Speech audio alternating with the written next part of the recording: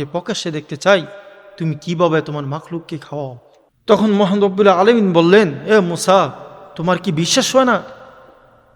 মুসা আলাইসাল্লাম বললে, আল্লাহ, আমার বিশ্বাস হয়, আমি প্রকাশ্যে উঠে দেখতে চাই। মুসা আলাইসাল্লাম কে বললেন আল্লাহ তাআলা, ও মুসা, তোমার হাতে যে লাঠি আছে সেই লাঠির মাধ্যমে তুমি পাথরে আঘাত করো। আল্লাহ তাআলা আদেশে মুসা আলাইসাল্লাম প্রথম বাড়ি দিলেন। প্রথম বাড়ি দেওয়ার কারণে পাথর দুই টুকরো হয়ে গেলেন। আল্লাহ তাআলা আবার বললেন, মুসা আবার বাড়ি দাও। মুসা আলাইসাল্লাম আবার বাড়ি দিলেন। দুইবার বাড়ি দেওয়ার কারণে পাথর 4 টুকরো হয়ে গেল। মুসা আলাইসাল্লামকে আবার বলল, মুসা আবার বাড়ি দাও।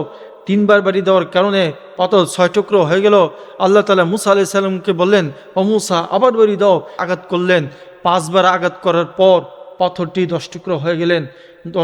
10 টুকরো হওয়ার পর পাথরের ভিতরে এক পোকা আল্লাহ তাআলা রিজিক খাচ্ছে এবং আল্লাহ